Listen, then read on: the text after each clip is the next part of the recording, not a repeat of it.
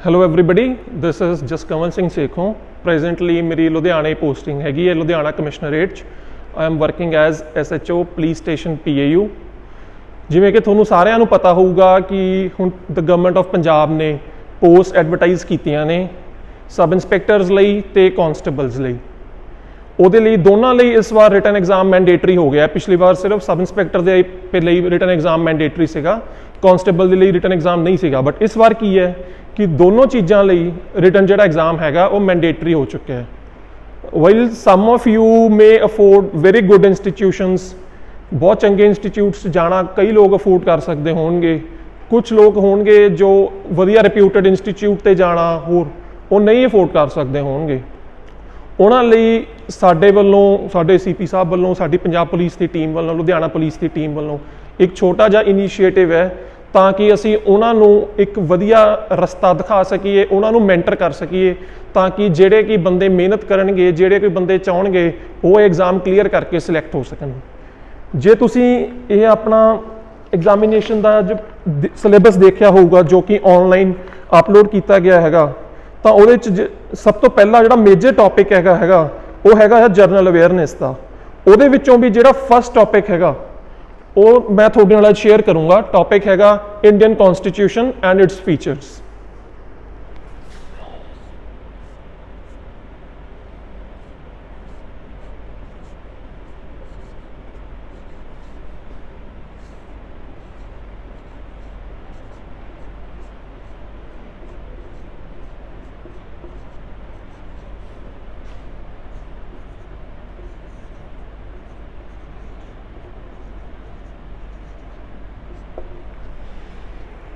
ਅੱਜ ਆਪਾਂ ਡਿਸਕਸ ਕਰਾਂਗੇ ਕਿ ਇੰਡੀਆ ਦਾ ਜਿਹੜਾ ਕੌਨਸਟੀਟਿਊਸ਼ਨ ਹੈ ਇਹ ਕੀ ਹੈਗਾ। ਸਭ ਤੋਂ ਪਹਿਲਾਂ ਇਹ ਸਮਝਣ ਵਾਸਤੇ ਇੰਡੀਅਨ ਕੌਨਸਟੀਟਿਊਸ਼ਨ ਬਾਰੇ ਜਾਣਨ ਤੋਂ ਪਹਿਲਾਂ ਇਹ ਚੀਜ਼ ਜਾਣਨੀ ਬਹੁਤ ਜ਼ਰੂਰੀ ਹੈਗੀ ਹੈ ਕਿ ਵਟ ਇਜ਼ ਅ ਕੌਨਸਟੀਟਿਊਸ਼ਨ। ਇੱਕ ਕੌਨਸਟੀਟਿਊਸ਼ਨ ਹੁੰਦਾ ਕੀ ਹੈਗਾ ਆ। ਤਾਂ ਜਿਹੜਾ ਆਪਣਾ ਕੌਨਸਟੀਟਿਊਸ਼ਨ ਹੈ, ਜੇ ਆਪਾਂ ਇੱਕ ਮੋਟੇ ਤੌਰ ਤੇ ਗੱਲ ਕਰੀਏ ਤਾਂ ਜਿਹੜਾ ਕੌਨਸਟੀਟਿਊਸ਼ਨ ਹੈ ਇਹ ਇੱਕ ਸੈਟ ਆਫ ਰੂਲਸ ਹੁੰਦਾ ਹੈਗਾ ਆ। ਰੂਲਸ ਇਹ ਰਿਟਨ ਹੋ ਸਕਦੇ ਨੇ, ਜਿਹੜੇ ਰੂਲਸ ਨੇ ਇਹ ਅਨਰਿਟਨ ਵੀ ਹੋ ਸਕਦੇ ਨੇ। ਇਹ ਕੀ ਕਰਦੇ ਨੇ, ਜਿਹੜੇ ਇਹ ਰੂਲਸ ਨੇ ਇਹ ਕੀ ਐਸਟੈਬਲਿਸ਼ ਕਰਦੇ ਨੇ ਉਹ ਮੈਂ ਤੁਹਾਨੂੰ ਦੱਸੂਗਾ ਕਿ ਜਿਹੜੇ ਇਹ ਰੂਲਸ ਨੇ ਇਹ ਐਸਟੈਬਲਿਸ਼ ਕੀ ਕਰਦੇ ਨੇ। ਹੁਣ ਮੈਂ ਤੁਹਾਨੂੰ ਦੱਸੂਗਾ ਜਿਹੜੇ ਇਹ ਸੈਟ ਆਫ ਰੂਲਸ ਹੈਗੇ ਨੇ ਰਿਟਨ ਜਾਂ ਅਨਰਿਟਨ, ਇਹ ਐਸਟੈਬਲਿਸ਼ ਕੀ ਕਰਦੇ ਨੇ। ਇਹ ਕਰਦੇ ਨੇ ਡਿਊਟੀਜ਼, ਪਾਵਰਸ ਤੇ ਫੰਕਸ਼ਨਸ। ਡਿਊਟੀਜ਼, ਪਾਵਰਸ ਤੇ ਫੰਕਸ਼ਨਸ ਕਿਸ ਚੀਜ਼ ਦੀਆਂ? ਅਲੱਗ-ਅਲੱਗ ਵੇਰੀਅਸ ਪਾਰਟਸ ਆਫ ਗਵਰਨਮੈਂਟ ਦੀਆਂ।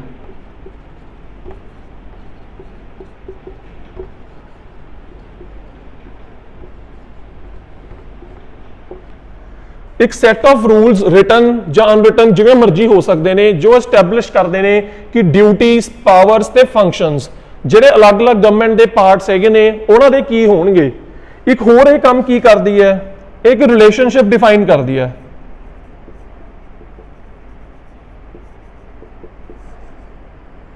ਰਿਲੇਸ਼ਨਸ਼ਿਪ ਕਿਹਦੇ ਵਿੱਚ ਡਿਫਾਈਨ ਕਰਦੀ ਹੈ? ਜਿਹੜਾ ਆਪਣਾ ਕੌਨਸਟੀਟਿਊਸ਼ਨ ਹੈ ਇਹ ਰਿਲੇਸ਼ਨਸ਼ਿਪ ਡਿਫਾਈਨ ਕਰਦੀ ਹੈ ਇੱਕ ਇੰਡੀਵਿਜੂਅਲ ਦੇ ਵਿੱਚ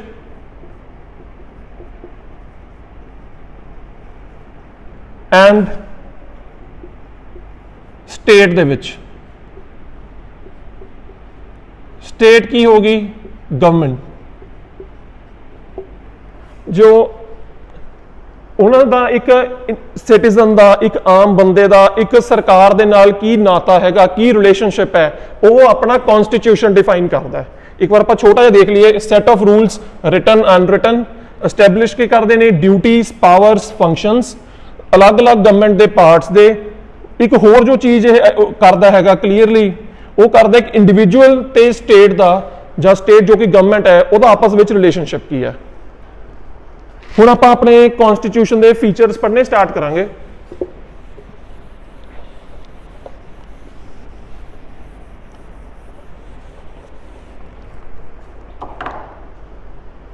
ਹੁਣ ਆਪਾਂ ਡਿਸਕਸ ਕਰਾਂਗੇ ਫੀਚਰਸ।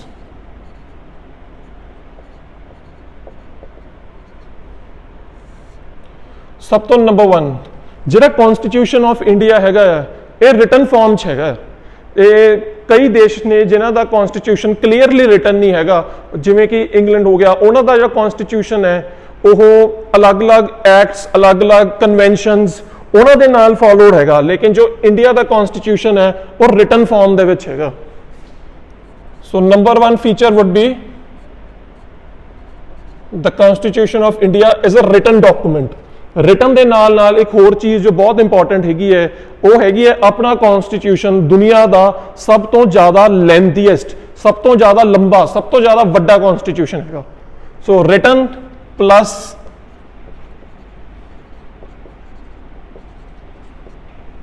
ਲੌਂਗੈਸਟ ਕਹਿ ਲਓ। ਕਿਤੇ ਵੀ ਤੁਹਾਨੂੰ ਆਬਜੈਕਟਿਵ ਟਾਈਪ 'ਚ ਇਹ ਕੁਐਸਚਨ ਪੁੱਛਿਆ ਜਾਂਦਾ ਹੈ ਕਿ ਦੁਨੀਆ ਦਾ ਸਭ ਤੋਂ ਲੰਬਾ ਕਨਸਟੀਟਿਊਸ਼ਨ ਕਿਹੜੇ ਦੇਸ਼ ਦਾ ਹੈ, ਤਾਂ ਸੋ the answer would B India ਦਾ। ਇਹ ਕੁਐਸਚਨ ਪੁੱਛਿਆ ਜਾਂਦਾ ਹੈ ਕਿ ਜਿਹੜਾ ਆਪਣਾ ਕਨਸਟੀਟਿਊਸ਼ਨ ਹੈ ਰਿਟਨ ਹੈ, ਓਰਲ ਹੈ, ਅਨਰਿਟਨ ਹੈ, ਕਨਵੈਨਸ਼ਨਸ ਹੈ, so the answer would be written. Feature number 2 ਜਿਹੜਾ ਆਪਣੇ ਇੰਡੀਆ ਦਾ ਕਨਸਟੀਟਿਊਸ਼ਨ ਹੈਗਾ ਇਹ ਸਿੰਗਲ ਕਨਸਟੀਟਿਊਸ਼ਨ ਹੈ। ਇਹਦਾ ਮੈਂ ਤੁਹਾਨੂੰ ਮਤਲਬ ਐਕਸਪਲੇਨ ਕਰੂੰਗਾ। ਸਾਰੇ ਦੇਸ਼ ਦੇ ਵਿੱਚ ਇੱਕੋ ਕਨਸਟੀਟਿਊਸ਼ਨ ਅਪਲਾਈ ਹੁੰਦਾ। ਜੇ ਮੈਂ ਪੰਜਾਬ ਦਾ ਰਹਿਣ ਵਾਲਾ, ਜੇ ਮੈਂ ਹਰਿਆਣੇ ਦਾ ਰਹਿਣ ਵਾਲਾ, ਜੇ ਮੈਂ ਯੂਪੀ ਦਾ ਰਹਿਣ ਵਾਲਾ, ਐਮਪੀ ਦਾ ਰਹਿਣ ਵਾਲਾ, ਤਾਂ ਮੇਰੇ ਤੇ ਜੋ ਕਨਸਟੀਟਿਊਸ਼ਨ ਆਫ ਇੰਡੀਆ ਹੈਗਾ ਉਹ ਹੀ ਅਪਲਾਈ ਹੋਊਗਾ। ਐਵੇਂ ਨਹੀਂ ਹੋਊਗਾ ਕਿ ਯੂਪੀ ਦਾ ਇੱਕ ਅਲੱਗ ਆਪਣਾ ਕਨਸਟੀਟਿਊਸ਼ਨ ਹੈ, ਇੰਡੀਆ ਦਾ ਅਲੱਗ ਕਨਸਟੀਟਿਊਸ਼ਨ ਹੈ, ਕਿ ਜਿਹੜਾ ਸਿਟੀਜ਼ਨ ਹੈ ਉਹ ਦੋਨਾਂ ਦੇ ਨਾਲ ਗਵਰਨ ਹੋ ਰਿਹਾ। ਨਹੀਂ, ਸਿਰਫ ਇੱਕ ਸਿੰਗਲ ਕਨਸਟੀਟਿਊਸ਼ਨ ਹੈਗਾ ਜਿਹੜਾ ਹੋਲ ਕੰਟਰੀ ਨੂੰ ਗਵਰਨ ਕਰ ਰਿਹਾ ਹੈਗਾ। ਅੱਗੇ ਕੁਝ ਟਰਮਸ ਨੇ ਜਿਹੜੀਆਂ ਆਪਣੇ ਪ੍ਰੀਐਂਬਲ ਵਿੱਚ ਵੀ ਆਉਂਦੀਆਂ ਨੇ, ਜੋ ਆਪਣਾ ਕਨਸਟੀਟਿਊਸ਼ਨ ਆਪਣੇ ਇੰਡੀਆ ਨੂੰ ਡਿਫਾਈਨ ਕਰਦਾ ਹੈ। ਪਹਿਲਾਂ ਉਹ ਟਰਮਸ ਦੇਖਦੇ ਆ ਕਿਹੜੀਆਂ-ਕਿਹੜੀਆਂ ਨੇ, ਫਿਰ ਉਹ ਕੱਲੀ ਟਰਮ ਦਾ ਮਤਲਬ ਦੇਖਦੇ ਆ ਕੀ ਹੈ। ਉਹ ਟਰਮਸ ਹੈਗੀਆਂ ਨੇ sovereign, socialist, secular, democratic, republic।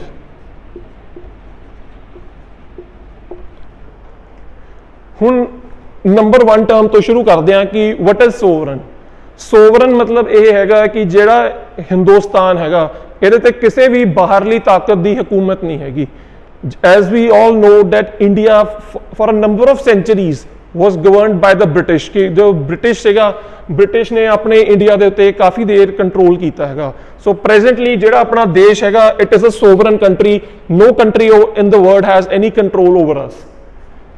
Number 2 ਜਿਹੜਾ ਪੁਆਇੰਟ ਹੈਗਾ socialist. what socialist means is ਕਿ ਜੋ ਗਵਰਨਮੈਂਟ ਹੈਗੀ ਹੈ ਉਹਦਾ ਇੱਕ ਏਮ ਹੋਊਗਾ ਕਿ ਜਿਹੜੀ ਜੋ ਡਿਸਟ੍ਰੀਬਿਊਸ਼ਨ ਆਫ ਵੈਲਥ ਹੈਗੀ ਹੈ ਉਹ ਸਾਰੇ ਲੋਕਾਂ ਦੇ ਵਿੱਚ ਬਰਾਬਰ ਹੋਵੇ, ਜੇ concentration of wealth in a few hands ਨਾ ਹੋਵੇ। ਸੈਕੂਲਰ ਦਾ ਹੁਣ ਕੀ ਮਤਲਬ ਹੈ? ਇਹਦੇ ਸੈਕੂਲਰ ਤੋਂ ਇੱਕ ਬੜਾ ਇੰਪੋਰਟੈਂਟ ਚੀਜ਼ ਉਹ ਨਿਕਲਦੀ ਹੈ। ਸੈਕੂਲਰ ਮਤਲਬ ਕਿ ਆਪਣੇ ਦੇਸ਼ ਦੇ ਵਿੱਚ ਹਰ ਧਰਮ ਬਰਾਬਰ ਹੈ। ਜੇ ਤੁਹਾਨੂੰ ਕੋਈ ਬੰਦਾ ਇਹ ਚੀਜ਼ ਪੁੱਛਦਾ ਹੈ ਕਿ ਵੀ ਆਪਣੇ ਇੰਡੀਆ ਦਾ ਸਟੇਟ ਰਿਲੀਜਨ ਕੀ ਹੈ, ਕਿ ਆਪਣੇ ਕੰਟਰੀ ਦਾ ਰਿਲੀਜਨ ਕੀ ਹੈ, ਸਟੇਟ ਰਿਲੀਜਨ ਕੀ ਹੈ, ਸੋ ਆਪਣੇ ਕੰਟਰੀ ਦਾ ਕੋਈ ਵੀ ਸਟੇਟ ਰਿਲੀਜਨ ਨਹੀਂ ਹੈਗਾ। ਇਹ ਪੁਆਇੰਟ ਨੋਟ ਕਰਨਾ ਬਹੁਤ ਜ਼ਰੂਰੀ ਹੈ।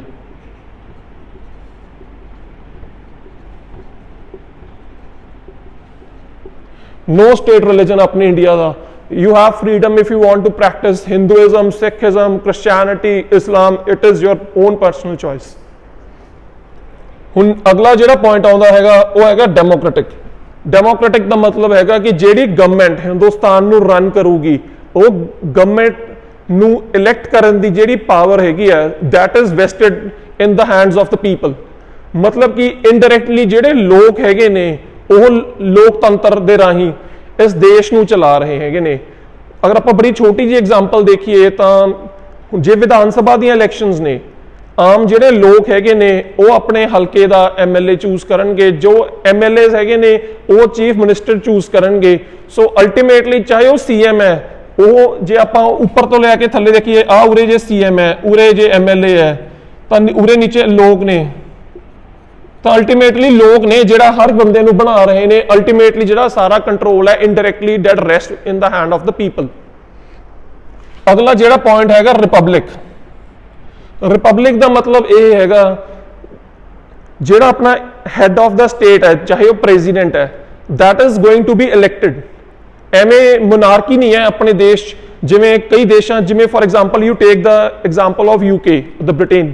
ਉੱਥੇ ਕੀ ਹੈ, ਉੱਥੇ the queen is the head of affairs. ਉੱਥੇ ਫਿਰ ਉੱਥੇ ਕੀ ਹੋਊਗਾ, ਉੱਥੇ ਜਿਵੇਂ ਫਰੀडम ਤੋਂ ਪਹਿਲਾਂ ਕੁਝ ਸਾਲ ਪਹਿਲਾਂ ਸੀ ਮੁਗਲ ਰੂਲ 'ਚ ਸੀਗਾ, ਉਸ ਤੋਂ ਪਹਿਲਾਂ ਸੀਗਾ ਜੇ ਪਹਿਲਾਂ ਬਾਬਰ ਆਇਆ, ਉਹਦੇ ਤੋਂ ਅੱਗੇ ਜਹਾਂਗੀਰ ਆਇਆ, ਅਕਬਰ, ਸੋ ਔਨ, ਉਹ ਵਾਲਾ ਸਿਸਟਮ ਨਹੀਂ ਹੋਊਗਾ ਆਪਣੇ।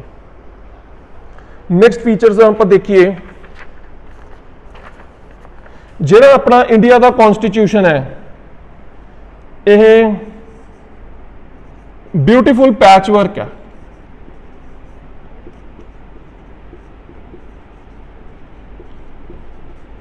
ਇਹ ਤਾਂ ਮੈਂ ਲੇਟਰ ਔਨ ਕਾਫੀ ਐਕਸਪਲੇਨ ਵੀ ਕਰੂੰਗਾ ਕਿ ਪੈਚ ਵਰਕ 'ਚ ਕਿਹੜੀ ਕਿਹੜੀ ਚੀਜ਼ ਕਿੱਥੋਂ ਬੋਰੋ ਕੀਤੀ ਗਈ ਹੈ।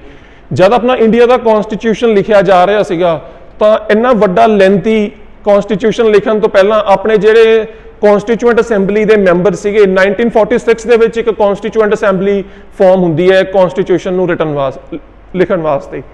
ਸੋ ਉਹ ਪਹਿਲਾਂ ਦੁਨੀਆ ਦੇ ਸਾਰੇ ਜਿਹੜੇ ਗੁੱਡ ਕਨਸਟੀਟਿਊਸ਼ਨਸ ਹੈਗੇ ਨੇ ਉਹਨਾਂ ਨੂੰ ਸਟੱਡੀ ਕਰਦੀ ਹੈ, ਉਹਨਾਂ ਦੇ ਅੱਛੇ ਫੀਚਰਸ ਉੱਥੋਂ ਬੋਰੋ ਕਰਦੀ ਹੈ ਤੇ ਉਹ ਆਪਣੇ ਕਨਸਟੀਟਿਊਸ਼ਨ ਦੇ ਵਿੱਚ ਪਾ ਦਿੰਦੀ ਹੈ, so as to give the best governance to the people, ਤਾਂ ਕਿ ਲੋਕਾਂ ਨੂੰ ਸਭ ਤੋਂ ਜ਼ਿਆਦਾ ਵਧੀਆ ਤਰੀਕੇ ਨਾਲ ਗਵਰਨੈਂਸ ਦਿੱਤੀ ਜਾ ਸਕੇ। ਇਹ ਫੀਚਰਸ ਤੋਂ ਬਾਅਦ ਇੱਕ ਹੋਰ ਬੜਾ ਇੰਪੋਰਟੈਂਟ ਟੌਪਿਕ ਜੋ ਆਪਣੇ ਕਨਸਟੀਟਿਊਸ਼ਨ ਦਾ ਇੱਕ ਬਹੁਤ ਹੀ ਜ਼ਿਆਦਾ ਇੰਪੋਰਟੈਂਟ ਫੀਚਰ ਹੈਗਾ, ਉਹ ਹੈਗਾ ਦ ਫੰਡਾਮੈਂਟਲ ਰਾਈਟਸ। ਹਰ ਜਗ੍ਹਾ ਆਪਾਂ ਕਹਿੰਦੇ ਆ ਕਿ ਵੀ fundamental rights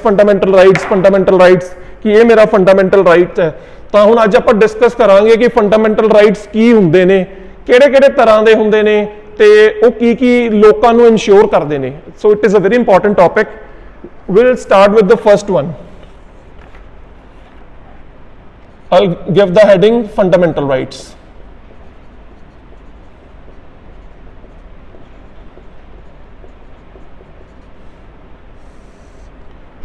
Number one would be right to equality.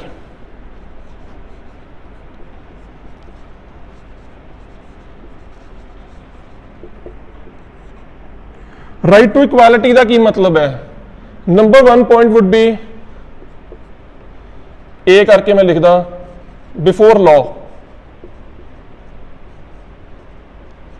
कानून दे सामने हर बंदा इज द सेम। उस तो बाद नो डिस्क्रिमिनेशन,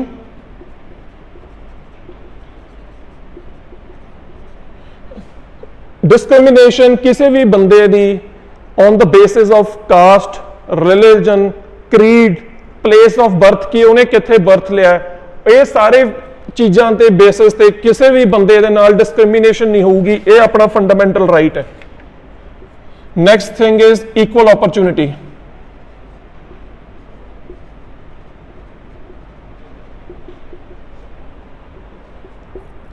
किसी भी इंडिविजुअल नूं, अपने इंडिया के किसी भी इंडिविजुअल नूं ਇਹ ਕੋਈ ਵੀ ਓਪਰਚੁਨਿਟੀ ਡਿਕਲਾਈਨ ਨਹੀਂ ਕੀਤੀ ਜਾ ਸਕਦੀ ਇਹ ਕਹਿ ਕੇ ਕਿ you belong to this particular religion, you belong to this particular caste, you have been born here, ਤੁਹਾਡਾ ਜੈਂਡਰ ਇਹ ਹੈਗਾ। So the constitution of India in its fundamental rights guarantees equal opportunity to everybody. next thing is abolition of untouchability.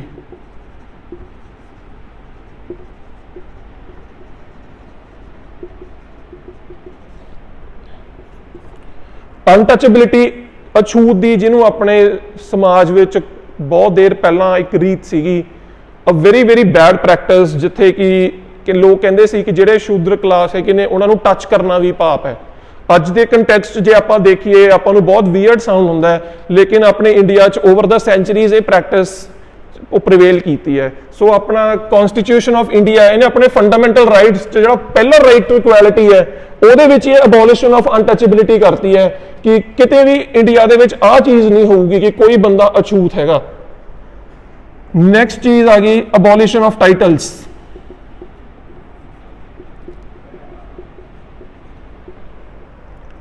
ਜਿਵੇਂ ਤੁਹਾਨੂੰ ਪਤਾ ਹੋਊਗਾ ਹਜੇ ਵੀ ਬਹੁਤ ਸਾਰੇ ਕੰਟਰੀਜ਼ ਜਿਵੇਂ ਕਿ ਫॉर ਇੰਸਟੈਂਸ ਯੂਨਾਈਟਿਡ ਕਿੰਗਡਮ ਦੇ ਵਿੱਚ ਕੋਈ ਜਿਵੇਂ ਵਧੀਆ ਜਿਵੇਂ ਐਲਿਸਟਰ ਕੁੱਕ ਸੀ, ਉਹਨਾਂ ਦਾ ਬਹੁਤ ਵਧੀਆ ਟੈਸਟ ਬੈਟਸਮੈਨ ਸੀਗਾ, ਬਹੁਤ ਉਹਨੇ ਰਨ ਸਕੋਰ ਕੀਤੇ, ਉਹਨੂੰ ਇੱਕ ਸਰ ਦੀ ਉਪਾਧੀ ਨਾਲ ਉਹ ਕਰਦੇ ਨੇ ਉਹ, ਤੇ ਉਹਦਾ ਨਾਮ Allister cook becomes sir Allister cook.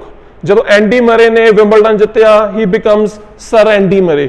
ਪਰ ਇੰਡੀਆ ਦੇ ਵਿੱਚ ਕੋਈ ਵੀ ਇਹੋ ਜਿਹੇ ਟਾਈਟਲਸ, ਕੋਈ ਸਰ ਦਾ ਟਾਈਟਲ, ਕੋਈ ਮੈਡਮ ਦਾ ਟਾਈਟਲ ਗਵਰਨਮੈਂਟ ਦੁਆਰਾ ਨਹੀਂ ਕਿਸੇ ਨੂੰ ਨਵਾਜਿਆ ਜਾਊਗਾ ਇਹਨਾਂ ਟਾਈਟਲਸ ਦੇ ਰਾਹੀਂ ਕਿ ਕੋਈ ਜਿਵੇਂ ਸਰ ਸਮਥਿੰਗ ਬਣੇਗਾ ਜਾਂ ਮੈਡਮ ਸਮਥਿੰਗ ਬਣੇਗਾ, ਨਹੀਂ।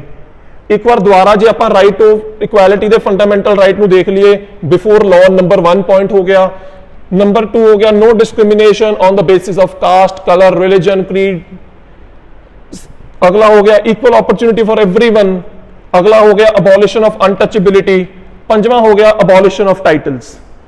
अगला जो हुण आपां फंडामेंटल राइट पढ़ांगे वो आ गया राइट टू फ्रीडम। बड़ा एक इंपॉर्टेंट राइट हैगा ये।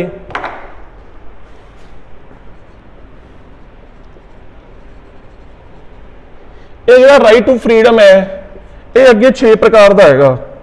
Number 1 would be freedom of speech and expression.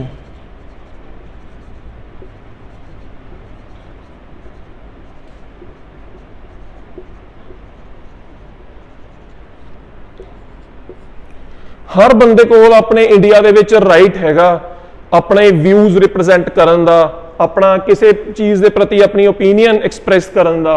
सो ये फंडामेंटल राइट जो राइट टू फ्रीडम है वो अंडर आता है right of speech and expression. ਇਹਦਾ ਜਿਹੜਾ ਸੈਕੰਡ ਪਾਰਟ ਹੈ ਉਹ ਹੈਗਾ ਰਾਈਟ ਟੂ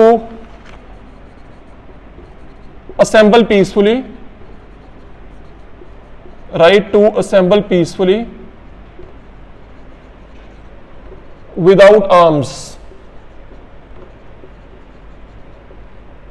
ਤੁਹਾਡੇ ਕੋਲ ਕੋਈ ਵੈਪਨ ਨਹੀਂ ਹੋਣਾ ਚਾਹੀਦਾ ਹੈਗਾ, ਉਹ ਤੋਂ ਬਿਨਾ ਬੰਦਿਆਂ ਦੇ ਕੋਲ ਇਹ ਫੰਡਾਮੈਂਟਲ ਰਾਈਟ ਹੈਗਾ ਕਿ ਉਹ ਇੱਕ ਪੀਸਫੁਲ ਅਸੈਂਬਲੀ, मतलब जिथे शांति अमन प्यार बनया हुआ है उत्थे लोग आराम नाल इकट्ठे हो सकते हैं। अगला हैगा right to form unions and associations.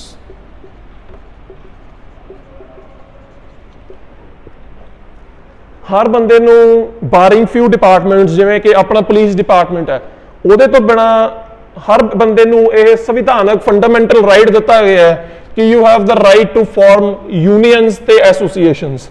यह यूनियंस एंड एसोसिएशंस फिर की हुंदा है कई बार अपने एम्पलॉयज़ दे लई जां उन्हां दी अंब्रेला दे अंडर जो बंदे हुंदे ने उन्हां दे बैटरमेंट दे लई काम करदी है। अगे हैगा right to move freely.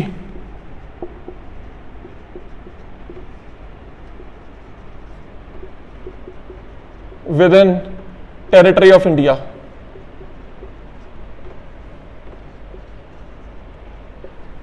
Her Indian citizen ਨੂੰ कॉन्स्टिट्यूशन ਦੇ ਦੁਆਰਾ ਇਹ ਚੀਜ਼ ਗਾਰੰਟੀ ਕੀਤੀ ਜਾਂਦੀ ਹੈ ਕਿ ਉਹ ਹਿੰਦੁਸਤਾਨ ਦੇ ਕਿਸੇ ਵੀ ਪਾਰਟ ਨੂੰ ਵਿਜ਼ਿਟ ਕਰ ਸਕਦਾ ਹੈ। ਜੇ ਮੈਂ ਪੰਜਾਬ ਨੂੰ ਬਿਲੋਂਗ ਕਰਦਾ ਤਾਂ ਮੇਰਾ ਇਹ ਫੰਡਾਮੈਂਟਲ ਰਾਈਟ ਹੈ कि मैं हरियाणा भी विजिट कर सकता, मैं जे गोवा भी विजिट कर सकता, महाराष्ट्र भी विजिट कर सकता, सिक्किम भी विजिट कर सकता, इंडिया का कोई भी नुक एंड कॉर्नर वो मैं विजिट कर सकता।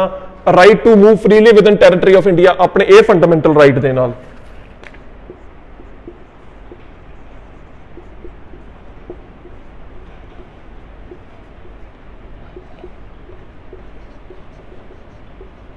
अगे आउंदा right to reside and settle. हर बंदे नूं कॉन्स्टिट्यूशनल राइट हैगा कि वह हिंदुस्तान के जिहड़े मर्जी खूंजे च जाके रह सकता है, उत्थे रह सकता है, उत्थे अपना परमानेंटली सैटल हो सकता है। लास्ट जिहड़ा राइट टू फ्रीडम के अंदर लास्ट वो आउंदा है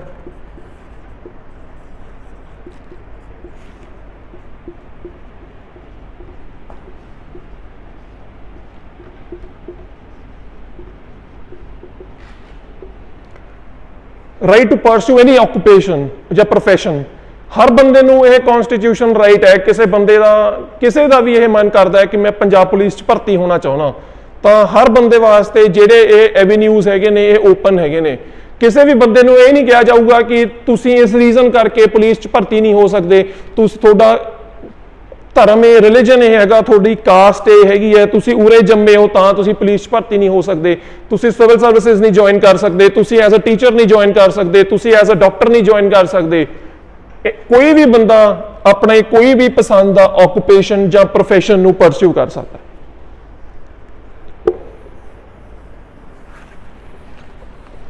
ਅਗਲਾ ਫੰਡਾਮੈਂਟਲ ਰਾਈਟ ਜਿਹੜਾ ਆਪਾਂ ਚੱਕਾਂਗੇ ਉਹ ਹੈਗਾ right against exploitation.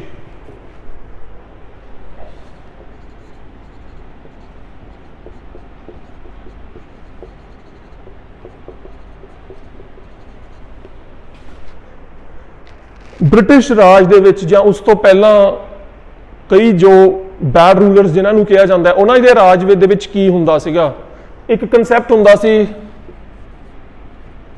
ਬੇਗਾਰ and forced labour. ਜਿਹੜਾ ਕਨਸਟੀਟਿਊਸ਼ਨ ਆਫ ਇੰਡੀਆ ਹੈਗਾ ਇਹ ਆ ਦੋਨੇ ਚੀਜ਼ਾਂ ਤੇ ਕਾਟਾ ਮਾਰਦਾ ਕਿ ਨਾ ਕਿਸੇ ਵੀ ਬੰਦੇ ਨੂੰ ਫੋਰਸਡ ਲੇਬਰ ਨਹੀਂ ਕਰਾਈ ਜਾ ਸਕਦੀ ਹੈਗੀ। ਇਹ ਰਾਈਟ ਅਗੇਂਸਟ ਐਕਸਪਲੋਇਟੇਸ਼ਨ ਦਾ ਜਿਹੜਾ ਫੰਡਾਮੈਂਟਲ ਰਾਈਟ ਹੈ ਇਹ ਉਸ ਨੂੰ ਗਾਰੰਟੀ ਕਰਦਾ ਹੈ। ਸੈਕੰਡ ਚੀਜ਼ ਜੋ ਰਾਈਟ ਅਗੇਂਸਟ ਐਕਸਪਲੋਇਟੇਸ਼ਨ ਗਾਰੰਟੀ ਕਰਦਾ ਹੈ ਉਹ ਇਹ ਕਰਦਾ ਹੈ ਕਿ ਚਿਲਡਰਨ ਜਿਨ੍ਹਾਂ ਦੀ ਏਜ 14 ਤੋਂ ਘੱਟ ਹੈਗੀ ਹੈ ਉਹਨਾਂ ਨੂੰ ਕਿਸੇ ਡੇਂਜਰਸ ਥਾਂ ਤੇ ਹੋਰ ਉਹਨਾਂ ਦੀ ਚਾਈਲਡ ਲੇਬਰ ਟੋਟਲੀ ਪ੍ਰੋਹਿਬਿਟਡ ਹੈਗੀ ਹੈ। ਇਹ ਵੀ right against exploitation constitutionally guarantee ਕਰਦਾ ਹੈ ਇੰਡੀਆ ਦੇ ਰਹਿਣ ਵਾਲੇ ਹਰ ਸਿਟੀਜ਼ਨ ਨੂੰ।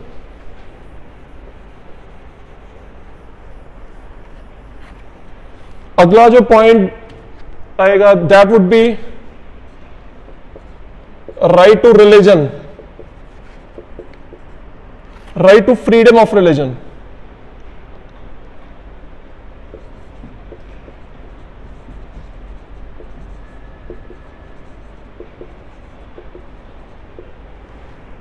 ਆਪਣੇ ਇੰਡੀਆ ਦੇ ਵਿੱਚ ਹਰ ਬੰਦੇ ਨੂੰ ਇਹ ਕਨਸਟੀਟਿਊਸ਼ਨਲ ਗਾਰੰਟੀ ਹੈਗੀ ਹੈ ਕਿ ਉਹ ਆਪਣੇ ਪਸੰਦ ਦਾ ਰਿਲੀਜਨ ਆਪਣੇ ਰਿਲੀਜਨ ਨੂੰ ਪਰਸਿਊ ਕਰ ਸਕਦਾ ਹੈ।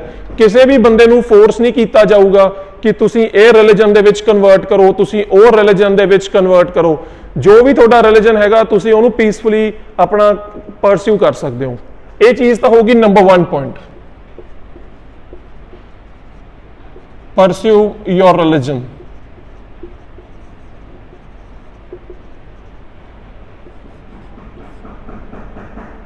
ਸੈਕੰਡ ਚੀਜ਼ ਜਿਹੜੀ ਬਹੁਤ ਇੰਪੋਰਟੈਂਟ ਆਊਗੀ, manage religious affairs.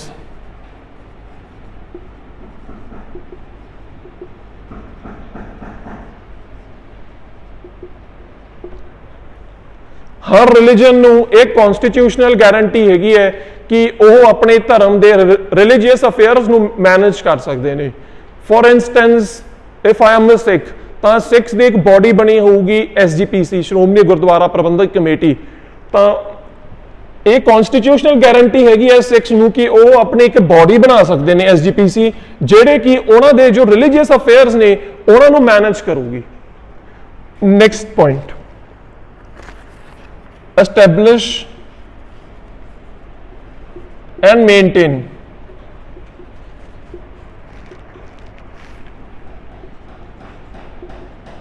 religious and charitable institutions। Point number 1 ਨੇ ਕਿਹਾ ਸੀ ਤੁਸੀਂ ਆਪਣਾ ਰਿਲੀਜਨ ਜਿਵੇਂ ਮਰਜ਼ੀ ਪਰਸਿਊ ਕਰ ਸਕਦੇ ਹੋ, ਕੋਈ ਇਸ਼ੂ ਨਹੀਂ ਹੋਊਗਾ।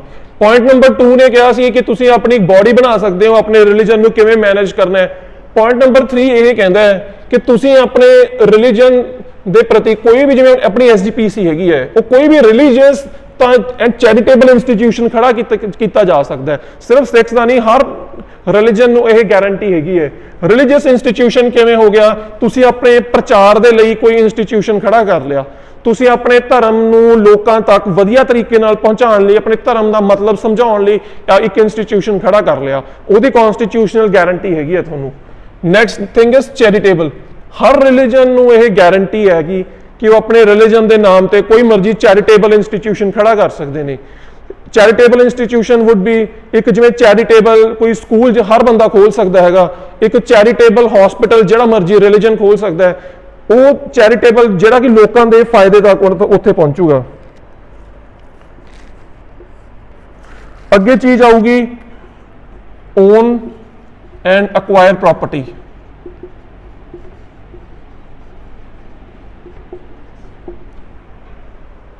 ਰਿਲੀਜੀਅਸ ਇੰਸਟੀਟਿਊਸ਼ਨਸ ਨੂੰ, ਰਿਲੀਜੀਅਸ ਬੋਡੀਜ਼ ਨੂੰ ਇਹ ਰਾਈਟ ਦਿੱਤਾ ਗਿਆ ਹੈਗਾ ਕਿ ਉਹ ਪ੍ਰੋਪਰਟੀ ਨੂੰ ਖਰੀਦ ਸਕਦੇ ਨੇ, ਅਕਵਾਇਰ ਕਰ ਸਕਦੇ ਨੇ ਆਪਣੇ ਰਿਲੀਜੀਅਨ ਦੀ ਬੈਟਰਮੈਂਟ ਵਾਸਤੇ, ਪਰਸੂਐਂਸ ਵਾਸਤੇ ਇਨ ਅ ਗੁੱਡ ਵੇ।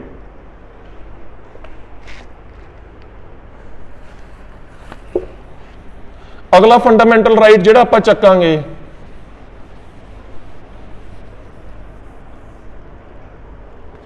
ਉਹ ਹੈਗਾ cultural and educational rights. Cultural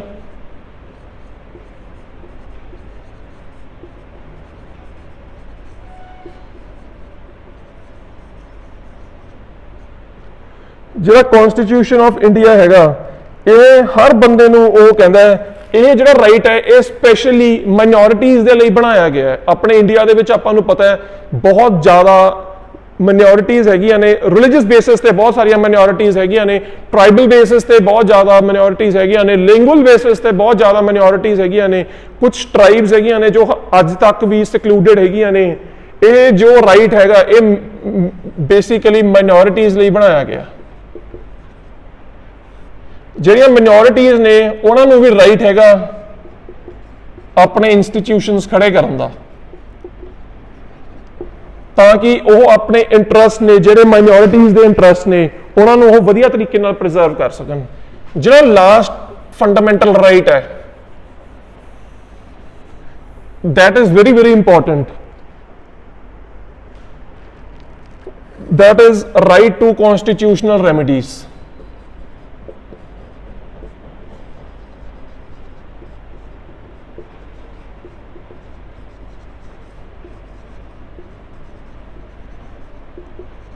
before we discuss this point ਇੱਕ ਹੋਰ ਨਾ ਬੜਾ ਇੰਪੋਰਟੈਂਟ ਇੱਕ ਪੁਆਇੰਟ ਹੈਗਾ ਜੋ ਕਈ ਵਾਰ ਐਗਜ਼ਾਮਸ ਵੀ ਪੁੱਛਿਆ ਜਾਂਦਾ ਹੈ। ਜਿਹੜੇ ਫੰਡਾਮੈਂਟਲ ਰਾਈਟਸ ਨੇ ਨਾ ਇਹ ਜਸਟਿਸੇਬਲ ਇਨ ਕੋਰਟਸ ਨੇ।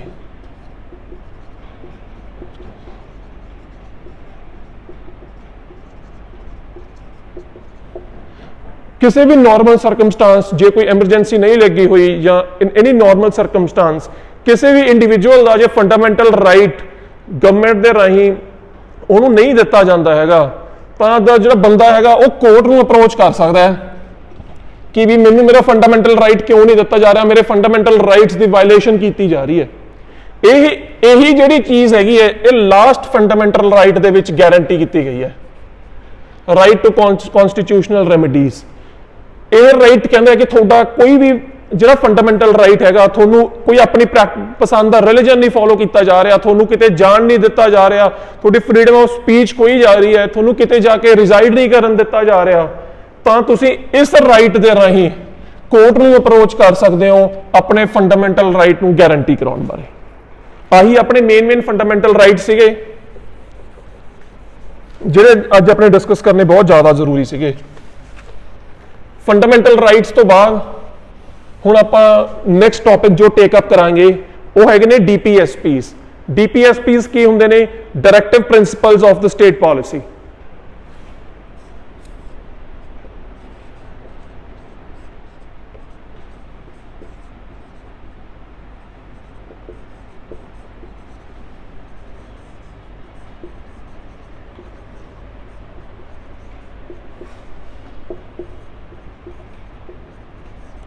ਇਹ ਕਵਰ ਕਿਹਦੇ ਵਿੱਚ ਕੀਤੇ ਗਏ ਨੇ?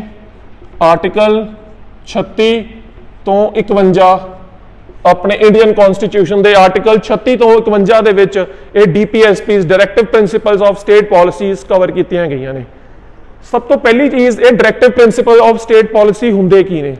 ਆਪਣੇ ਜੋ ਕਨਸਟੀਟਿਊਸ਼ਨ ਮੇਕਰਸ ਸੀਗੇ ਉਹਨਾਂ ਨੇ ਇੱਕ ਫਰੇਮਵਰਕ ਲੇ ਡਾਊਨ ਕੀਤਾ DPSPs ਦੇ ਫਾਰਮ ਦੇ ਵਿੱਚ, ਇੱਕ ਗਾਈਡਲਾਈਨਸ ਲੇ ਡਾਊਨ ਕੀਤੀਆਂ ਕਿ ਆਉਣ ਵਾਲੇ ਟਾਈਮਾਂ ਦੇ ਵਿੱਚ ਜਿਹੜੀ ਵੀ ਗਵਰਨਮੈਂਟ ਫਾਰਮ ਹੁੰਦੀ ਹੈ ਤਾਂ ਉਹਨੂੰ ਆਈਡੀਅਲੀ ਕਿਸ ਤਰੀਕੇ ਨਾਲ ਗਵਰਨ ਕਰਨਾ ਚਾਹੀਦਾ ਹੈ, ਆਈਡੀਅਲੀ ਉਹਨੂੰ ਕੀ ਸਰਵਿਸਿਜ਼ ਆਪਣੇ ਸਿਟੀਜ਼ਨਸ ਨੂੰ ਪਹੁੰਚਾਉਣੀਆਂ ਚਾਹੀਦੀਆਂ ਨੇ, ਆਈਡੀਅਲੀ ਜਿਹੜੀ ਉਹ ਗਵਰਨਮੈਂਟ ਹੈਗੀ ਹੈ ਉਹਦੇ ਮੇਨ ਟਾਰਗੇਟਸ ਕੀ ਹੋਣੇ ਚਾਹੀਦੇ ਨੇ। ਇਹ ਜੋ ਸਭ ਤੋਂ ਪਹਿਲਾਂ ਇੰਪੋਰਟੈਂਟ ਪੁਆਇੰਟ ਇਹਦਾ ਆਉਂਦਾ ਹੈਗਾ ਕਿ ਇਹ ਨਾਨ ਜਸਟਿਸੀਏਬਲ ਨੇ ਕੋਰਟ 'ਚ।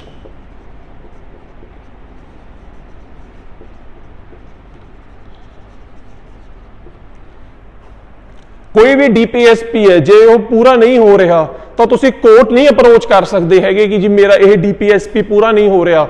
ਔਨ ਦਾ ਕੰਟਰਰੀ ਆਪਾਂ ਹੁਣ 2 ਮਿੰਟ ਪਹਿਲਾਂ ਪੜਿਆ ਜਿਹੜੇ ਫੰਡਾਮੈਂਟਲ ਰਾਈਟਸ ਨੇ ਉਹ ਜਸਟਿਸੀਏਬਲ ਨੇ ਕੋਰਟ 'ਚ। ਤੁਹਾਡਾ ਫੰਡਾਮੈਂਟਲ ਰਾਈਟ ਨੂੰ ਖਰਾਬ ਕੀਤਾ ਜਾ ਰਿਹਾ, ਤੁਸੀਂ ਕੋਰਟ ਜਾ ਸਕਦੇ ਹੋ, ਤੁਸੀਂ ਇਹ ਕਹੋਗੇ ਕਿ ਮੇਰੇ ਫੰਡਾਮੈਂਟਲ ਰਾਈਟ ਨੂੰ ਖਰਾਬ ਕੀਤਾ ਜਾ ਰਿਹਾ, ਮੈਨੂੰ ਮੇਰਾ ਫੰਡਾਮੈਂਟਲ ਰਾਈਟ ਗਾਰੰਟੀ ਕੀਤਾ ਜਾਵੇ। ਜਿਹੜੇ ਡੀਪੀਐਸਪੀਜ਼ ਨੇ ਇਹ ਸਿਰਫ ਤੇ ਸਿਰਫ ਇੱਕ ਗਾਈਡਲਾਈਨਸ ਨੇ ਜੋ ਗਵਰਨਮੈਂਟ ਨੂੰ ਲੇ ਡਾਊਨ ਹੁੰਦੀਆਂ ਨੇ ਕਿ ਆਈਡੀਅਲੀ ਤੁਹਾਡੇ ਇਹ ਏਮਸ ਹੋਣੇ ਚਾਹੀਦੇ ਨੇ ਲੋਕਾਂ ਦੇ ਪ੍ਰਤੀ। ਜਿਹੜੇ directive principals of state policy ਨੇ ਇਹ ਮੇਨਲੀ 3 ਤਰੀਕੇ ਦੇ ਨੇ। ਨੰਬਰ 1 ਹੈਗੇ ਨੇ ਸੋਸ਼ਲਿਸਟ।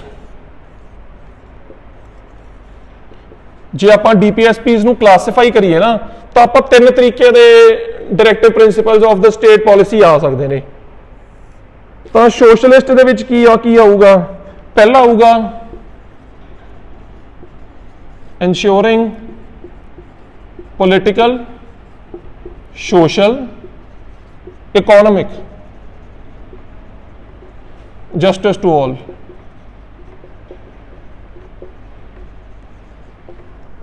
ਹਰ ਬੰਦੇ ਨੂੰ ਪੋਲੀਟੀਕਲ, ਸੋਸ਼ਲ ਤੇ ਇਕਨੋਮਿਕ ਜਸਟਿਸ ਮਿਲਣਾ ਚਾਹੀਦਾ। ਇਹ ਵੀ ਆਪਣੇ ਡੀਪੀਐਸਪੀਜ਼ ਦੇ ਵਿੱਚ ਲੇਡ ਡਾਊਨ ਹੈਗਾ।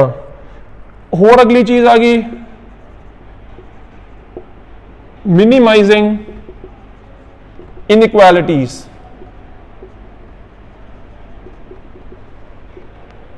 ਅਕਸਰ ਇਨਇਕੁਐਲਿਟੀਜ਼ ਦੀ ਗੱਲ ਕੀਤੀ ਜਾਂਦੀ ਹੈ ਕਿ the poor is getting poorer and the rich is getting ਰਿਚਰ।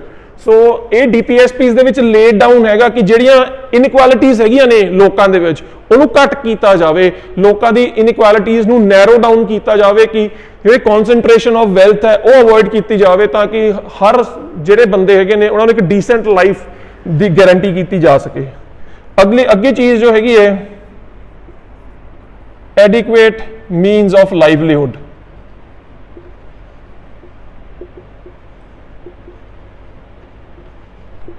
Livelihood ਕੀ ਹੈ ਕਿ ਤੁਸੀਂ ਕੀ ਕਰਦੇ ਹੋ ਰੋਟੀ ਖਾਣ ਵਾਸਤੇ। ਮੇਰਾ livelihood would be doing this job. A farmer ਦਾ ਲਾਈਵਲੀਹੁੱਡ ਵੁੱਡ ਬੀ ਡੂਇੰਗ ਆਪਣੇ ਖੇਤ ਦੇ ਵਿੱਚ ਖੇਤੀ ਕਰਨਾ। ਤੋਂ ਹਰ ਬੰਦੇ ਨੂੰ ਲਾਈਵਲੀਹੁੱਡ ਪ੍ਰੋਵਾਈਡ ਕੀਤਾ ਜਾਵੇ, ਇਹ ਵੀ ਡੀਪੀਐਸਪੀਜ਼ ਦੇ ਵਿੱਚ ਗਾਰੰਟੀ ਕੀਤਾ ਹੋਇਆ ਹੈਗਾ। ਇੱਕ ਹੋਰ ਚੀਜ਼ ਜੋ ਡੀਪੀਐਸਪੀ ਕਹਿੰਦੀ ਹੈ ਕਿ ਦੇਸ਼ ਦੇ ਵਿੱਚ ਹੋਣੀ ਚਾਹੀਦੀ ਹੈ ਉਹ ਹੈਗਾ equal pay for equal work. ਜੇ 2 ਇੰਡੀਵਿਜੂਅਲਸ ਬਰਾਬਰ ਕੰਮ ਕਰਦੇ ਨੇ ਤਾਂ ਉਹਨਾਂ ਨੂੰ ਬਰਾਬਰ ਪੇ ਮਿਲਣੀ ਚਾਹੀਦੀ ਹੈ। ਇਹ ਵੀ ਆਪਣੇ ਡੀਪੀਐਸਪੀਜ਼ ਗਵਰਨਮੈਂਟ ਨੂੰ ਗਾਈਡ ਕਰਦੇ ਨੇ। ਇਹ ਹੋ ਗਏ ਸੋਸ਼ਲਿਸਟ ਕੀ ਹੋ ਗਏ? ਪੋਲੀਟੀਕਲ, ਸੋਸ਼ਲ, ਇਕਨੋਮਿਕ ਜਸਟਿਸ ਦੇਣਾ ਤੁਸੀਂ ਸਾਰਿਆਂ ਨੂੰ। ਇਨਇਕੁਐਲਿਟੀਜ਼ ਜਿਹੜੀਆਂ ਹੈਗੀਆਂ ਨੇ ਉਹ ਛੋਟੀਆਂ ਕਰਨੀਆਂ ਨੇ। ਉਹ ਤੋਂ ਬਾਅਦ ਮੀਨਸ ਆਫ ਲਾਈਵਲੀਹੁੱਡ ਲੋਕਾਂ ਨੂੰ ਤੱਕ ਪਹੁੰਚਾਉਣ ਦੀ ਕੋਸ਼ਿਸ਼ ਕਰਨੀ ਹੈ, ਇੰਪਲੋਇਮੈਂਟ ਜਨਰੇਟ ਕਰਨ ਦੀ ਕੋਸ਼ਿਸ਼ ਕਰਨੀ ਹੈ। ਉਹ ਤੋਂ ਅਗਲਾ ਆ ਗਿਆ equal pay for equal work. ਜੇ ਕੋਈ 2 ਬੰਦੇ ਬਰਾਬਰ ਕੰਮ ਕਰ ਰਹੇ ਨੇ ਤਾਂ ਉਹਨਾਂ ਨੂੰ ਬਰਾਬਰ ਪੇ ਦਿੱਤੀ ਜਾਣੀ ਚਾਹੀਦੀ ਹੈ। ਅਗਲੇ ਤਰ੍ਹਾਂ ਦੇ ਜਿਹੜੇ ਡੀਪੀਐਸਪੀਜ਼ ਹੋ ਜਾਣਗੇ ਉਹ ਗਾਂਧੀਅਨ ਹੋ ਜਾਣਗੇ।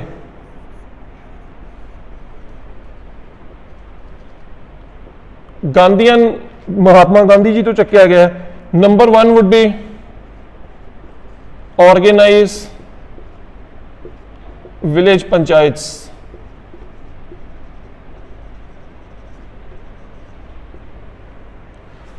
small level ਤੇ ਗ੍ਰਾਮ ਲੈਵਲ ਤੇ ਵਿਲੇਜ ਲੈਵਲ ਤੇ ਪੰਚਾਇਤਾਂ ਆਰਗੇਨਾਈਜ਼ ਕੀਤੀਆਂ ਜਾਣ। ਜੋ ਪੰਚਾਇਤ ਹੁੰਦੀਆਂ ਨੇ ਉਸ ਇੱਕ ਤਰੀਕੇ ਦੀਆਂ ਸਮੋਲੈਸਟ ਫਾਰਮ ਆਫ ਗਵਰਨੈਂਸ ਹੈਗੀਆਂ ਨੇ। ਤੇ Gandhi ji what he said was ਕਿ ਵੀ ਇਹਨਾਂ ਨੂੰ ਸਟਰੋਂਗ ਕਰਨਾ ਬਹੁਤ ਜ਼ਰੂਰੀ ਹੈ ਜੇ ਆਪਾਂ ਲੋਕਾਂ ਨੂੰ ਐਮਪਾਵਰ ਕਰਨਾ ਚਾਹੁੰਦੇ ਹਾਂ। ਇਹ ਵੀ ਡੀਪੀਐਸਪੀਜ਼ ਦੇ ਵਿੱਚ ਆਇਆ। Second thing is promote cottage industries.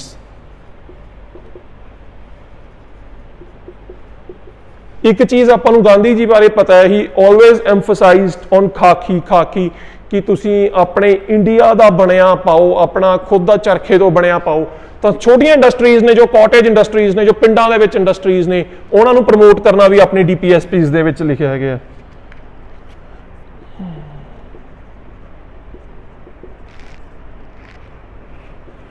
ਅਗਲਾ ਹੁੰਦਾ ਹੈ ਪ੍ਰਮੋਟਿੰਗ ਐਜੂਕੇਸ਼ਨਲ ਤੇ economic interests of backward classes।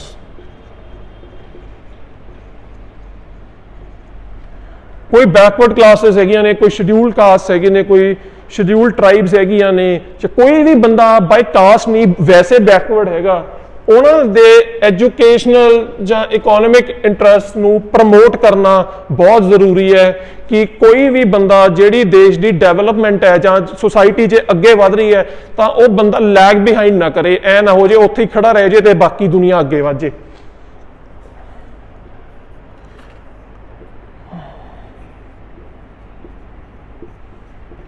ਅਗਲਾ ਜੋ ਪੁਆਇੰਟ ਆਉਂਦਾ ਹੈ ਉਹ ਆਉਂਦਾ ਹੈ ਇੰਪਰੂਵਿੰਗ ਪਬਲਿਕ ਹੈਲਥ।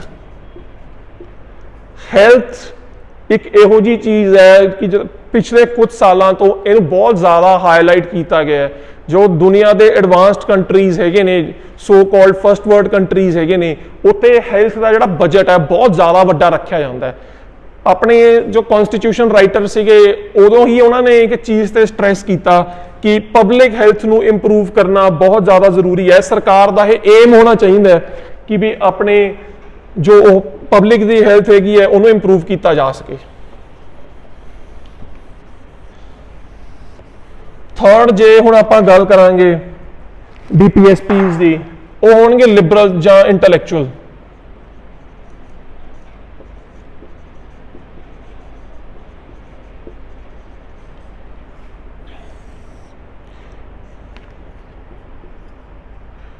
ਨੰਬਰ 1 ਹੋ ਗਿਆ यूनिफॉर्म सिविल कोड।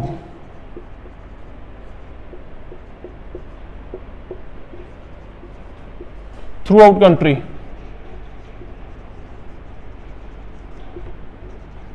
ਤੁਸੀਂ ਹਿੰਦੁਸਤਾਨ ਦੇ ਜਿੱਥੇ ਮਰਜ਼ੀ ਚਲ ਜਾਓ, ਜਿੱਥੇ ਜਿਹੜੇ ਮਰਜ਼ੀ ਨੁੱਕ ਐਂਡ ਕਾਰਨਰ 'ਚ ਚਲ ਜਾਓ, ਤੁਹਾਡੇ ਤੇ same set of rules, same CRPC, same IPC, same ਦੂਜੇ ਰੂਲ ਅਪਲਾਈ ਹੋਣਗੇ। ਕਿਤੇ ਐ ਨਹੀਂ ਹੋਊਗਾ ਕਿ ਵੀ ਉਰੇ ਜਿਹੜੇ ਰੂਲਸ ਹੈਗੇ ਨੇ ਉਹ ਡਿਫਰੈਂਟ ਹੈਗੇ ਨੇ, ਦੂਸਰੀ ਥਾਂ ਤੇ ਜਿਹੜੇ ਰੂਲਸ ਨੇ ਉਹ ਡਿਫਰੈਂਟ ਹੋਣਗੇ। ਦੂਜਾ ਜਿਹੜਾ ਹੈਗਾ ਆ ਉਹ ਹੈਗਾ early childhood care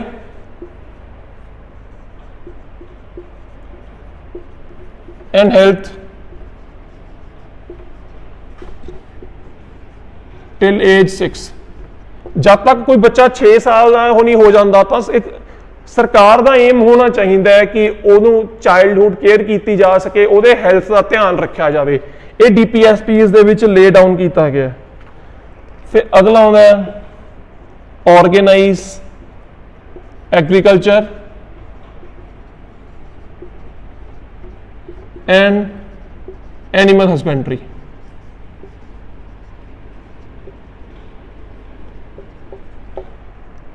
Still, if we are living in 2021, more than half of our country is still involved in agriculture। ਤੇ ਜਦੋਂ ਆਪਣੇ DPSPs lay down ਹੋਏ ਸੀਗੇ ਉਦੋਂ more than 3/4 of the population agriculture ਦੇ ਵਿੱਚ directly involved ਸੀਗੀ। Animal husbandry is a very very important thing ਕਿ ਜੋ ਬੰਦਾ agriculture ਵਿੱਚ ਰੂਰਲ ਇਕਨੋਮੀ ਨਾਲ ਲਿੰਕਡ ਹੈਗਾ ਜਾਂ ਰੂਰਲ ਏਰੀਆਜ਼ ਦੇ ਵਿੱਚ ਰਹਿੰਦਾ ਹੈ, ਉਹਦੇ ਲਈ ਇਹ ਚੀਜ਼ ਬਹੁਤ ਜ਼ਰੂਰੀ ਹੈ ਆਪਣੇ ਲਾਈਵਲੀਹੁੱਡ ਨੂੰ ਸਸਟੇਨ ਕਰਨ ਵਾਸਤੇ। ਤਾਂ ਇਹ ਵੀ ਆਪਣੇ DPSPs ਕਹਿੰਦੇ ਵੀ ਗਵਰਨਮੈਂਟ ਦਾ ਉਹ ਹੋਣਾ ਚਾਹੀਦਾ, ਇੱਕ ਏਮ ਹੋਣਾ ਚਾਹੀਦਾ ਕਿ ਵੀ ਹਰ ਬੰਦੇ ਨੂੰ ਉਹ ਕੀਤਾ ਜਾ ਸਕੇ। ਕੁਝ ਹੋਰ ਲਿਬਰਲ ਇੰਟੈਲੈਕਚੁਅਲ ਜਿਹੜੇ DPSPs ਨੇ, ਇੱਕ ਹੋਰ ਬੜਾ ਇੰਪੋਰਟੈਂਟ ਟੌਪਿਕ ਹੈ ਜੋ ਐਗਜ਼ਾਮ ਪੁਆਇੰਟ ਆਫ ਵਿਊ ਲਈ ਵੈਰੀ ਇੰਪੋਰਟੈਂਟ ਹੈ। ਆਲਮੋਸਟ ਸਾਰੇ ਐਗਜ਼ਾਮਸ ਦੇ ਵਿੱਚ ਉਹਦੇ ਵਿੱਚੋਂ ਕੁਛ ਨਾ ਕੁਛ ਕੁਐਸਚਨਸ, 1 ਜਾਂ 2 ਕੁਐਸਚਨਸ ਗੈਰੰਟੀਡ ਪੁੱਛੇ ਜਾਂਦੇ ਨੇ। ਉਹ ਸਿਰਫ ਇੰਨਾ ਕੁ ਛੋਟੀ ਜਗ੍ਹਾ 'ਚ ਆਪਾਂ ਕਵਰ ਕਰਾਂਗੇ। ਜੋ ਇੰਡੀਅਨ ਕਨਸਟੀਟਿਊਸ਼ਨ ਦੇ ਵਿੱਚ ਬਹੁਤ ਸਾਰੇ ਫੀਚਰਸ ਹੈਗੇ ਨੇ ਉਹ ਦੂਸਰੇ ਕਨਸਟੀਟਿਊਸ਼ਨਸ ਤੋਂ ਬੋਰੋਡ ਹੈਗੇ ਨੇ, ਤਾਂ ਕਿਹੜੇ ਕਿਹੜੇ ਕਨਸਟੀਟਿਊਸ਼ਨਸ ਤੋਂ ਕੀ ਫੀਚਰ ਬੋਰੋਡ ਹੈਗਾ ਉਹ ਆਪਾਂ ਛੋਟਾ ਜਿਹਾ ਡਿਸਕਸ ਕਰਾਂਗੇ ਸਿਰਫ ਆਪਣੇ ਐਗਜ਼ਾਮ ਪੁਆਇੰਟ ਆਫ ਵਿਊ ਦੇ ਲਈ। ਸਭ ਤੋਂ ਪਹਿਲਾਂ ਜਿਹੜਾ US ਦਾ ਕਨਸਟੀਟਿਊਸ਼ਨ ਹੈ ਉਹਦੇ ਤੋਂ ਆਪਣੇ ਕੀ ਫੀਚਰਸ ਨੇ ਜਿਹੜੇ ਉਹ ਚੱਕੇ ਗਏ ਨੇ। ਸਭ ਤੋਂ ਪਹਿਲਾਂ ਜਿਹੜਾ ਸਭ ਤੋਂ ਇੰਪੋਰਟੈਂਟ ਹੈ ਫੰਡਾਮੈਂਟਲ ਰਾਈਟਸ। ਆਪਾਂ ਫੰਡਾਮੈਂਟਲ ਰਾਈਟਸ ਬਾਰੇ ਡਿਟੇਲ 'ਚ ਡਿਸਕਸ ਕੀਤਾ, ਪਰ ਜਿਹੜੇ ਫੰਡਾਮੈਂਟਲ ਰਾਈਟਸ ਨੇ ਇਹ ਕਿੱਥੋਂ ਬੋਰੋ ਕੀਤੇ ਗਏ ਨੇ? ਇਹ US ਦੇ ਕਨਸਟੀਟਿਊਸ਼ਨ ਤੋਂ ਉਹ ਕੀਤੇ ਗਏ ਨੇ। ਇੱਕ ਹੋਰ ਜੋ ਆਪਣੇ ਕਨਸਟੀਟਿਊਸ਼ਨ ਦਾ ਬੜਾ ਇੰਪੋਰਟੈਂਟ ਫੀਚਰ ਹੈਗਾ ਦੈਟ ਇਜ਼ ਇੰਡੀਪੈਂਡੈਂਟ ਜੁਡੀਸ਼ਰੀ। ਜੋ ਜੁਡੀਸ਼ਰੀ ਹੈਗੀ ਹੈ that is ਐਂਟਾਇਰਲੀ separate from the legislature and as well as the executive. ਆਪਾਂ ਨੂੰ ਪਤਾ ਹੈ ਕਿ ਵੀ ਗਵਰਨਮੈਂਟ ਦੇ 3 ਪਿਲਰਸ ਹੁੰਦੇ ਨੇ, the legislature, the judiciary and the executive। जो अपना independent judiciary हैगी है that is also taken from the United States of America।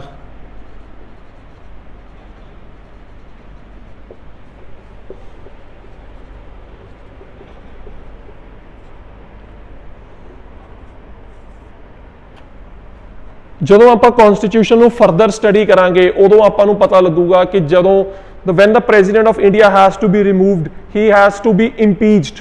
So जो president ਦੀ impeachment है that has been taken from United States of America.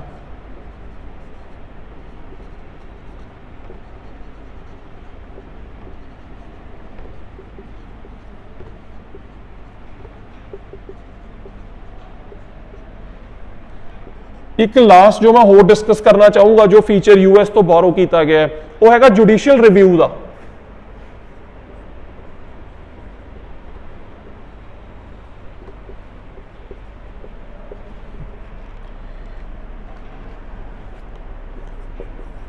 ਆਪਣੇ India ਦੇ ਵਿੱਚ ਇੱਕ the head of the state ਜੋ head of the Indian state ਹੈ that is the president of India, ਉਹਦੇ ਨੀਚੇ ਜਿਹੜੀ ਪੋਸਟ ਹੈਗੀ ਹੈ ਉਹ ਹੈਗੀ ਵਾਈਸ ਪ੍ਰੈਜ਼ੀਡੈਂਟ ਦੀ ਪੋਸਟ। ਜੋ ਵਾਈਸ ਪ੍ਰੈਜ਼ੀਡੈਂਟ ਦੀ ਪੋਸਟ ਹੈ ਉਹ ਵੀ ਯੂਨਾਈਟਿਡ ਸਟੇਟਸ ਆਫ ਅਮਰੀਕਾ ਤੋਂ ਪਿਕ ਕੀਤੀ ਗਈ ਹੈ।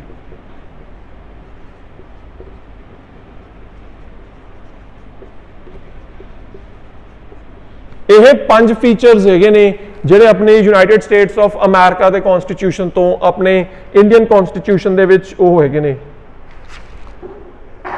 ਇੱਕ ਹੋਰ ਕਨਸਟੀਟਿਊਸ਼ਨ ਜਿਹਦੇ ਤੋਂ ਕਈ ਬਿਊਟੀਫੁਲ ਫੀਚਰਸ ਹੈਗੇ ਨੇ ਜਿਹੜੇ ਉਹ ਪਿਕ ਕੀਤੇ ਗਏ ਨੇ ਉਹ ਹੈਗਾ ਆਇਰਲੈਂਡ। ਆਇਰਿਸ਼ ਕਨਸਟੀਟਿਊਸ਼ਨ ਤੋਂ ਕਈ ਫੀਚਰਸ ਪਿਕ ਕੀਤੇ ਗਏ ਨੇ। ਸਭ ਤੋਂ ਪਹਿਲਾ ਫੀਚਰ ਜਿਹੜਾ ਆਇਰਿਸ਼ ਕਨਸਟੀਟਿਊਸ਼ਨ ਤੋਂ ਬੋਰੋ ਕੀਤਾ ਗਿਆ ਹੈ ਉਹ ਹੈਗਾ DPSPs। The directive principles of state policy have been borrowed from the Irish Constitution. ਜਿਹੜੇ ਆਪਾਂ ਹੁਣੇ ਸਟੱਡੀ ਕੀਤਾ ਸੀ ਆਰਟੀਕਲ 36 ਤੋਂ ਆਰਟੀਕਲ 51 ਦੇ ਵਿੱਚ ਹੈਗੇ ਨੇ ਇੰਡੀਅਨ ਉਹਦੇ ਵਿੱਚ। ਉਹ ਤੋਂ ਬਾਅਦ ਜੋ ਆਪਣੀ ਰਾਜ ਸਭਾ ਹੁੰਦੀ ਹੈ ਇਹਦੇ ਵਿੱਚ ਕੋਈ ਕਦੇ ਵੀ ਡਾਇਰੈਕਟ ਇਲੈਕਸ਼ਨ ਨਹੀਂ ਹੁੰਦੀ, ਇਨਡਾਇਰੈਕਟ ਇਲੈਕਸ਼ਨ ਹੁੰਦੀ ਹੈ। ਜੋ members of Rajya Sabha are always nominated. So ਜੋ ਨੋਮੀਨੇਸ਼ਨ ਦਾ ਪ੍ਰੋਸੀਜਰ ਹੈਗਾ ਜਿਵੇਂ ਰਾਜ ਸਭਾ 'ਚ ਹੁੰਦੀ ਹੈ that has also been borrowed from the Irish Constitution. ਹੁਣ ਫਿਰ ਆਪਾਂ ਨੂੰ ਸਾਰਿਆਂ ਨੂੰ ਪਤਾ ਹੈ 3 ਤਰ੍ਹਾਂ ਦੀ ਕਨਸਟੀਟਿਊਸ਼ਨ ਨੇ ਐਮਰਜੈਂਸੀ ਦੀ ਸੁਵਿਧਾ ਉਹ ਆਪਣੇ ਕਨਸਟੀਟਿਊਸ਼ਨ ਦੇ ਵਿੱਚ ਮੈਂਸ਼ਨ ਕੀਤੀ ਗਈ ਹੈ। Number 1 is national emergency, number 2 would be state emergency, number 3 would be financial emergency. So ਜੋ ਐਮਰਜੈਂਸੀ ਪ੍ਰੋਵੀਜ਼ਨਸ ਨੇ ਉਹ ਜਰਮਨੀ ਦੇ ਕਨਸਟੀਟਿਊਸ਼ਨ ਤੋਂ ਪਿਕਅਪ ਕੀਤੀਆਂ ਗਈਆਂ ਨੇ।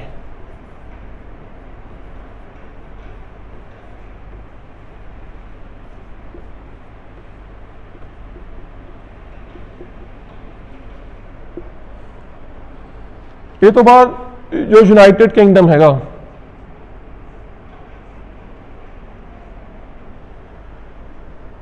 जो इंडियन फॉर्म ऑफ गवर्नमेंट हैगी है that is the parliamentary form of government. चाहे जो इंडिया दा हेड ऑफ स्टेट है वो चाहे द प्रेसिडेंट ऑफ इंडिया होगा, लेकिन जो द गवर्नमेंट होंदी है सारी that is actively run by the prime minister and has council of ministers. So the parliamentary form of government that has been taken from the United kingdom.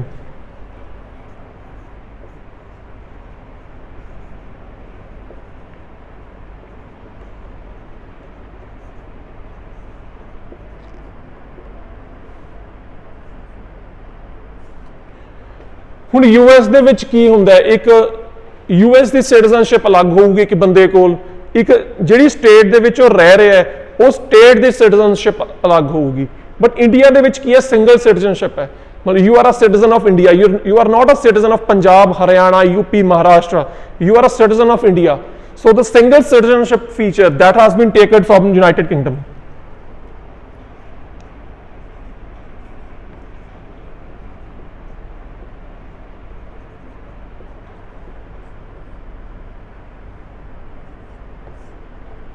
ਆਪਣੇ India ਦੇ ਵਿੱਚ ਆਪਾਂ ਨੂੰ ਪਤਾ ਜੋ ਪਾਰਲੀਮੈਂਟ ਹੈਗੀ ਹੈ ਉਹਦੇ ਵਿੱਚ 2 ਹਾਊਸਸ ਹੈਗੇ ਨੇ, ਦਾ ਰਾਜ ਸਭਾ ਐਂਡ ਦਾ ਲੋਕ ਸਭਾ। ਇਹਨੂੰ ਕਹਿੰਦੇ ਨੇ ਬਾਇਕੈਮਰਲਿਜ਼ਮ ਕਿ 2 ਹਾਊਸਸ ਨੇ ਪਾਰਲੀਮੈਂਟ ਦੇ। ਇਹ ਜੋ ਬਾਇਕੈਮਰਲ ਸਟਰਕਚਰ ਹੈਗਾ ਉਹਦਾ parliament the that has also been picked from UK.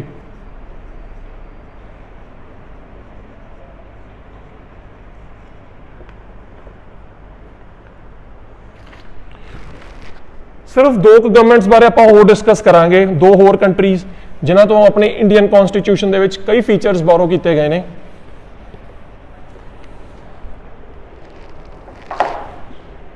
French revolution तो।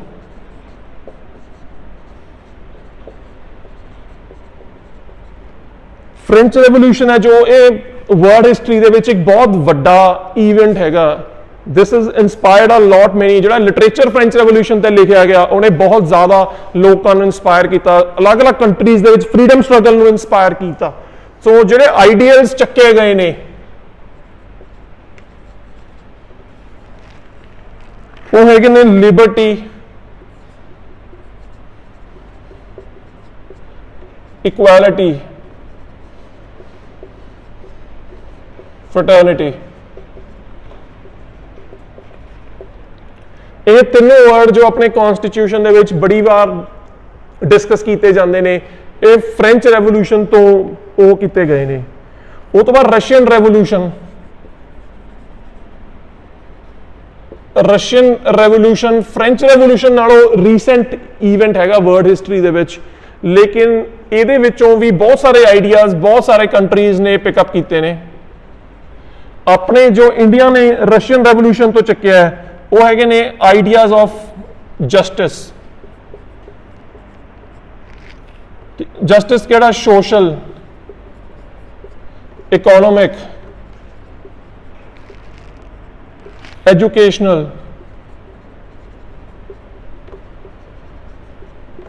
पॉलिटिकल। ये सारे जो जस्टिस का फिनोमेना हैगा ये रशियन रेवोल्यूशन तो इंस्पायर्ड अपनी कॉन्स्टिट्यूशन दे विच हैगा। फिर हुण आस्ट्रेलियन गवर्नमेंट तो एक जिहड़ा फीचर चक्या गया हैगा, अपने जो सबजैक्ट्स हैगे ने जिन्हां ते लैजिसलेट करना हुंदा है वो 3 लिस्टां दे विच डिवाइड किए गए हैं। एक हैगी है यूनियन लिस्ट, जिहदे ते गवर्नमेंट ऑफ इंडिया जो सेंटर की गवर्नमेंट हैगी है वो लैजिसलेट करूगी, रूल बनाऊगी। एक हैगी है स्टेट लिस्ट। स्टेट लिस्ट की है जिहदे ते अपनी स्टेट गवर्नमेंट हैगी है वो लैजिसलेट करूगी। तीसरी हैगी है कॉन्करेंट लिस्ट। कॉन्करेंट लिस्ट ते स्टेट भी ते सेंटर भी दोनों रूल बना सकदियां ने। यह जिहड़ा फीचर हैगा ये आस्ट्रेलिया तो चुक्या गया। लास्ट जो आप डिस्कस करांगे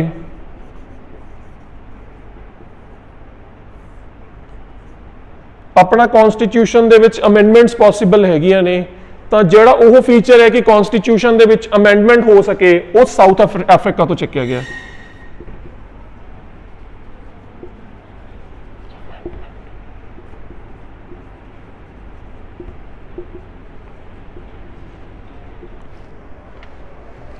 so friends that would be all for today.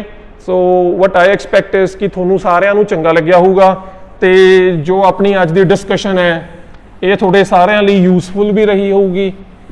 किसी भी होर एस्पिरेंट ने किसी भी होर इंडिविजुअल ने उन्होंने किसी गाइडेंस की लोड़ हैगी है, कुछ होर स्टडी मटीरियल बारे कुछ पूछना चाहता है तो he can always contact me.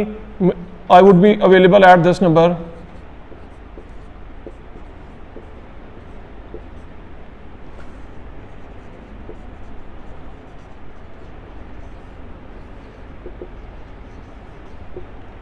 This is my name. I would be available at this contact number. तुसीं मैनूं मेरे PAU पुलिस स्टेशन आके जो मेरे मर्जी मिल सकते हो।